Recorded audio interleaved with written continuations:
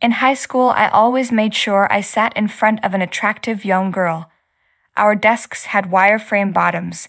I would bring a coat to school every day, even in warm weather. Then I would drape the coat over the back of the seat. For some reason, all the girls at my high school loved to prop their feet up in the rear bottom of the desk in front of them. It was my observation of this phenomenon that gave me the idea in the first place. Anyway, I would reach my left hand down beside my desk and into the wireframe bottom. Then I would curl my fingers around the very back wire. When the young lady behind me put her feet in the back of my desk, she would crush my fingers. Periods in my school were 50 minutes long. Sometimes I would sit there the whole period with no relief. At the end of such a period, my fingers would be numb and colorless on their tips. They would also have a deep indentation just below the tips, where the wire bar had pressed deep into them. Allow me to clarify, my fingers were pinned between the bottom of the young lady's shoe and the wire bar around which they were curled. Some of the young ladies would slide their feet back and forth, producing extreme spikes of white-hot pain from the tips of my fingers up my arm.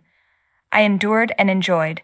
Every once in a while, one of the young ladies would slide her foot all the way forward, quickly and forcibly, crushing my pinned fingers under the heel of her shoe and grinding the heel on them.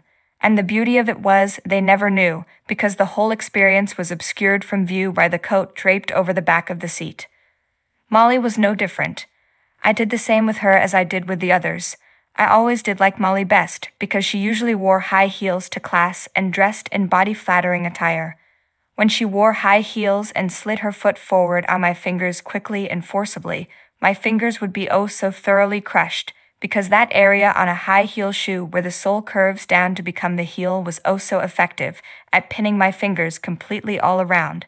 And she had playful feet which she moved around frequently, giving me as much pain and pleasure as my heart could desire. But one day her feet must have been particularly sensitive, because she seemed to be unable to get her left foot comfortably situated on my fingers. Maybe I had curled them wrong that day. She lifted my coat to see what the problem was. I was mortified, because I hadn't had time to move my fingers, so she saw them curled around the bar.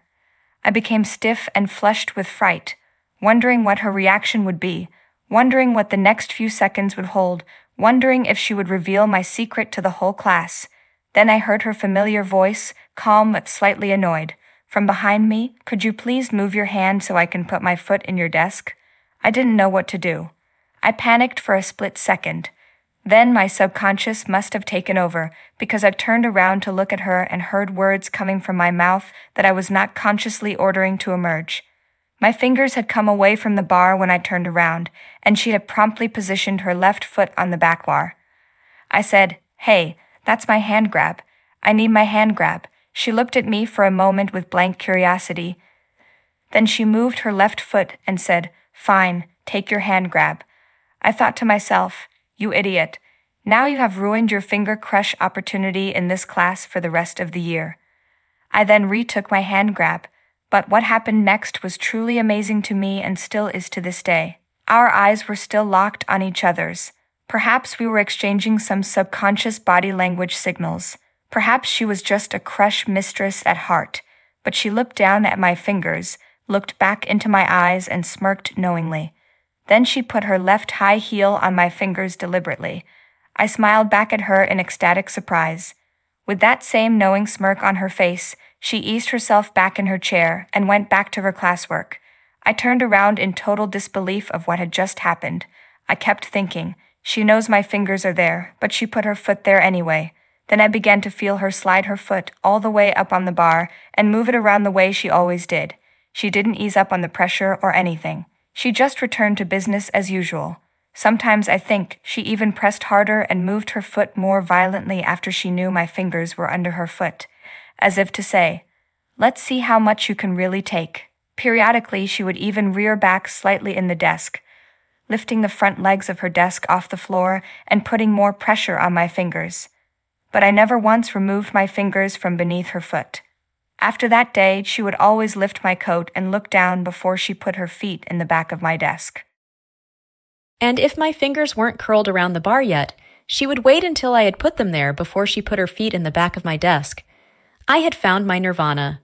World history was my relaxation period from then on. Molly and I never discussed the incident. When we passed each other in the hall or saw each other elsewhere, we never acknowledged anything strange between us. We would say hi and move on as always. But during world history class, we would exchange brief, knowing glances as she walked down the aisle to take her seat behind me each day. Then we would assume our relative positions for the rest of the period. She never said or did anything else, except once. One day after she had sat down, I heard her say, "Look, an ant on the floor." She was wearing black high-heel ankle boots that day. I turned around.